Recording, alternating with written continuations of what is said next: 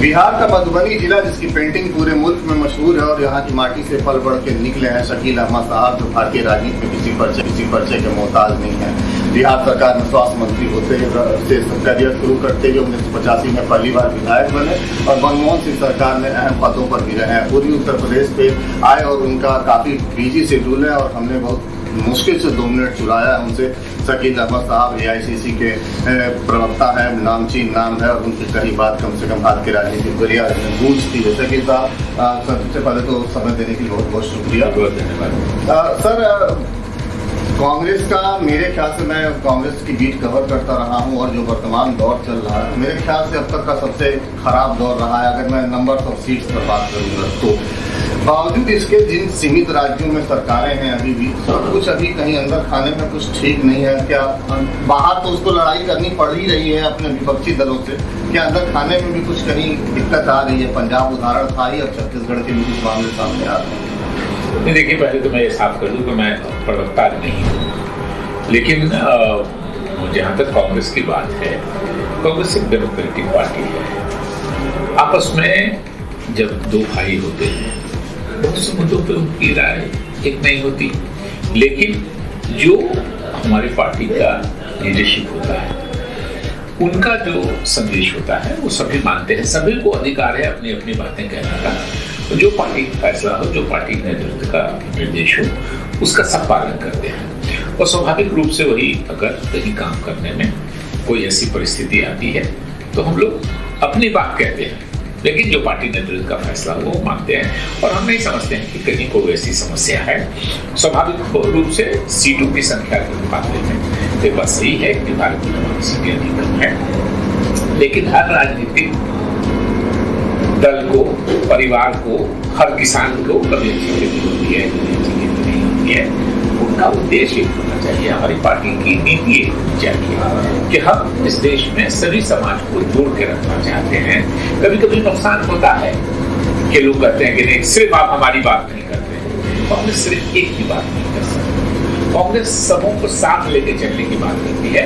उसी में कभी कभी, लेकिन अगर हमारा उद्देश्य सही है और हमारा लक्ष्य सही है, और हमारा लक्ष्य यही है कि इस देश का टकराव की वजह से बंटवारा हुआ, अंग्रेजों ने टकरा करके हिंदू मुसलमान को इस देश का बंटवारा कराया। कांग्रेस नहीं चाहती है कि जात के नाम पे, धर्म के नाम पर, कुल के नाम पे, गोत्र के नाम पे फिर टकराव हो और देश को खतरा हो। इसलिए कभी कभी परेशानी होती है, लेकिन वो परेशानी इस बात को समझाने में कहीं कुछ अभी कम्युनिकेशन गैप हो जा रहा जनता से और आपके पार्टी के लीडर से, या जिनको ये जिम्मेदारी दी गई है कि वो जो बात आज आप हमको समझा, इस बात को आम जनता को समझाने में कहीं कुछ गैप कभी होता है। लोग आंदोलित होते हैं, लोग एक तरह से कभी कभी बदला दिए जाते हैं। हर समाज में, हर परिवार में होगा, 4 आदमी बदला दिया, किसी ने किसी को कुछ कह दिया, लेकिन जब समय और परख होती है कि सही कौन था, सच कौन बोल रहा था, परिवार की भलाई के लिए, देश की भलाई के लिए, समाज की भलाई के लिए कौन कह रहा था, जिस दिन लोग पहचान लेंगे। और इतिहास इसीलिए लिखा जाता है कि इतिहास से सबक लेके आप अपना वर्तमान सुधारिए तो हमारे आने वाले। लेकिन अब तो इतिहास को तोड़ा भी जा रहा है, मरोड़ा जा रहा है। लेकिन जो इतिहास की सच्चाई है वो सच्चाई है।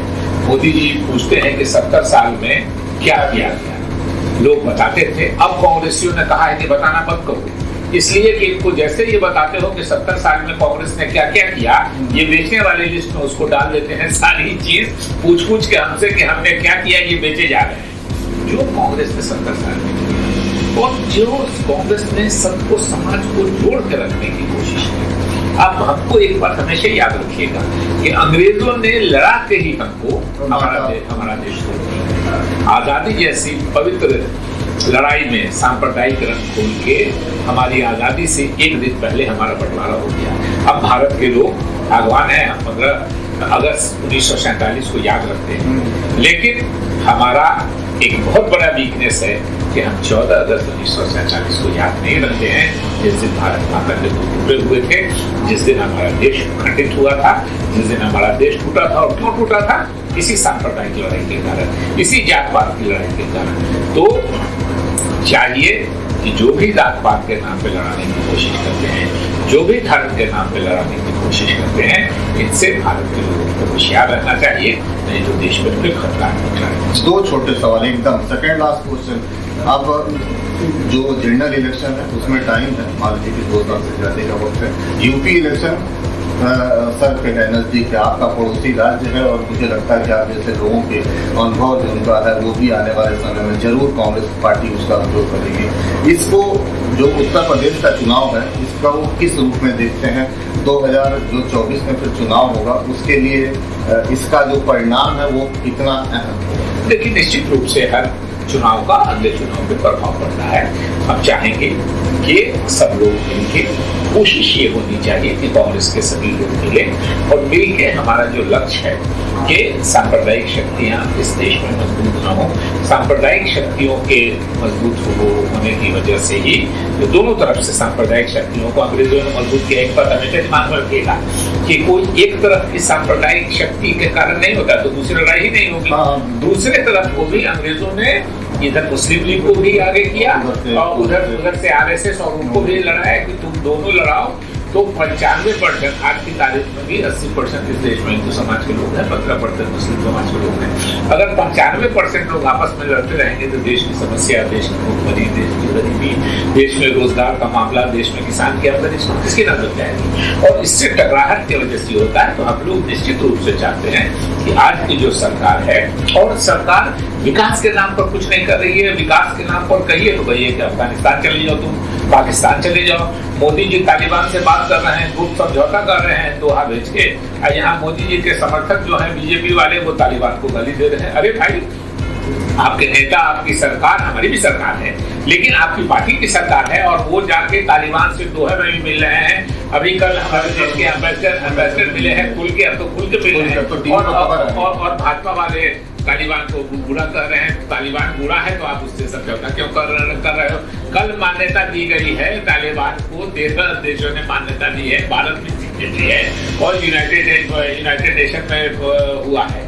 तो स्वाभाविक रूप से इस तरह की दोहरी बात को लोग पहचान लेते हैं और देश के लोग पहचानेंगे। उत्तर प्रदेश बुद्धिजीवियों का प्रदेश है, कई प्रधानमंत्री इस देश से रहे हैं, इस प्रदेश का सौभाग्य है। हाँ, स्वाभाविक रूप से इतने प्रधानमंत्री हुए हैं। एक बाहर से भी आए तो उनको प्रधानमंत्री बना दिया है वो इस प्रदेश ने। तो कम से कम इस प्रदेश के विकास का तो ख्याल करना चाहिए। आखिरी सवाल, Priyanka Gandhi ji AICC general secretary और यूपी की प्रभारी है, लगातार दौरे भी कर रही हैं, लगातार योगी सरकार पर अटैक कर रही है। अभी उन्होंने भारत की वर्दी की और तमाम मुद्दे पर इधर में स्ट्रेट फॉरवर्ड पर प्रियंका जी की अगुवाई में कांग्रेस कितना सीट पकड़ी, क्या उसकी सफलता होगी, और क्या प्रियंका जी का जो ऑरा है, जो उनका व्यक्तित्व है, उसके इर्द गिर्द और भी कुछ दल आप कांग्रेस के झंडे के नीचे आ सकते हैं? सबका एक कुछ सामूहिक टाइप सा जैसे महाराष्ट्र में हुआ, कुछ वैसी देखने को मिलेगी क्या यूपी? देखिए, निश्चित रूप से प्रियंका जी का सिर्फ यूपी के लिए नहीं, पूरे देश में एक छवि है और बहुत राजनीति में जब वो बहुत एक्टिव नहीं थे उस समय से लोगों की मांग थी कि प्रियंका जी को आना चाहिए, एक्टिव होना चाहिए। उन्होंने यूपी में अपना समय देने को किया है और हमको इनफैक्ट हमने कांग्रेस के जो लोगों से बात की है उनका उत्साह बढ़ा है।